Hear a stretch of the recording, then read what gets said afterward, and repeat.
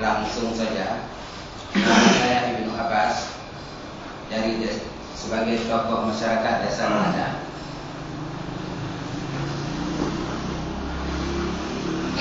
Sebagai penyampaian Pak Mukhtar di hadapan kita bersama itu sudah sesuai.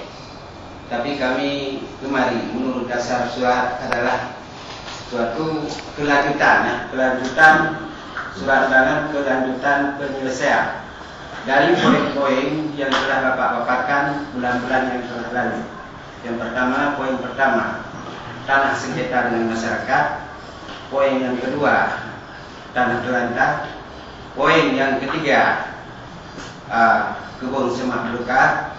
Poin yang keempat, fasilitas. Poin yang kelima adalah harga kedah. Yang kami butuhkan adalah tanah sengketa. Tanah sengketa. Menurut dasar yang telah Bapak musyawarahkan bulan-bulan yang telah lalu, kami sebagai masyarakat berjanji dalam jangka 2 bulan diselesaikan, mungkin tanggal 18 ke depan. Jadi hari ini Bapak mengundang kami kelanjutan penyelesaian masalah lahan sengketa. Pada hari ini kita musyawarahkan lahan sengketa. Ini yang perlu bagi kami masyarakat mendengarkan sampai di mana. Sedangkan pengukuran yang telah lalu pada kami belum mengerti sepenuhnya, yang menelan biaya sekian banyak.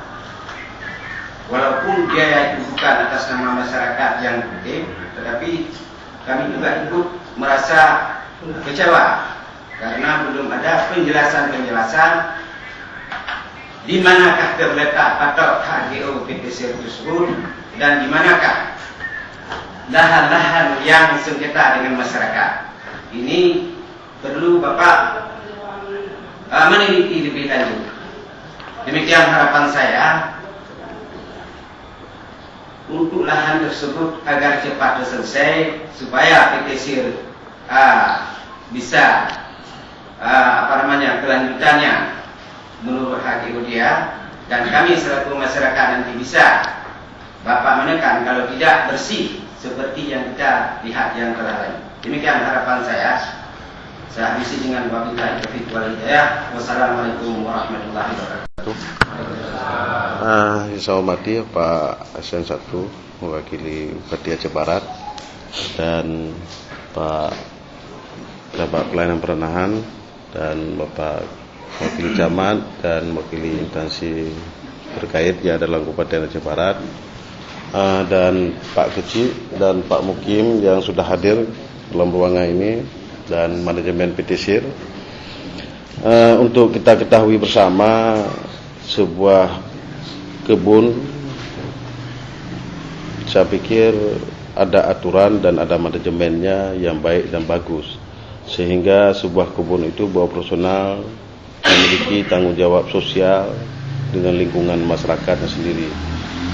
Tapi yang anehnya kita lihat PTSir pada kondisi selama ini, saya sudah mendampingi masyarakat di sekitar pemukiman PTSir lebih kurang 2,5 tahun yang saya dampingi masyarakat, dan masyarakat ya cukup banyak gagal panen dan sebagainya dengan kondisi kebun PTSir yang sudah menjadi hutan.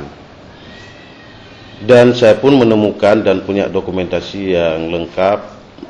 Ya mungkin manajemen PTSir pada saat itu ikut juga ke lokasi dan melihat sendiri. Bahkan masyarakat hari ini membelah kayu kosen di dalam HGU. Ini kan aneh. Bisa hidup kayu yang besar-besar itu, bahkan ada kayu kosen lagi. Bahkan ada beberapa rumah masyarakat, saya bahkan punya dokumentasi sampai kayu itu dibelah di dalam HGU sampai dibawa ke rumah, sampai didirikan untuk jadi kosen rumah. Jadi ini kan aneh, sebuah kebun bisa tumbuh batang kayu yang bisa diolah jadi kosen. Jadi kalau rumput ilalang, kalau kita katakan, nggak bisa kita belah-belah jadi kosen. Kemudian banyaknya batang karet yang sudah musnah, dan termasuk juga sudah banyak gulma di atas batang karet. sebenarnya nyawa dalam sebuah perkebunan itu adalah batang karetnya. Karena kalau tanpa batang karet itu tidak bisa berjalan sebuah perusahaan, karena itu perusahaan karet. Satu batang karet yang mati itu akan merugikan yang sangat besar bagi perkebunan. Jadi pihak manajemen PDC sebenarnya tidak boleh satu batang pun mati. Tapi hari ini sudah ribuan batang mati batang karet. Jadi ini merupakan kerugian besar sebenarnya bagi pihak perusahaan sendiri dan bagi daerah sendiri, sehingga produksinya menurun masalah ini. Sebenarnya dalam masalah ini banyak juga infrastruktur masyarakat yang sudah rusak, yang baik untuk lintasan masyarakat. Sebenarnya ini tidak boleh sebenarnya. Sesuai dengan aturan dan undang-undang, tidak boleh terkurung masyarakat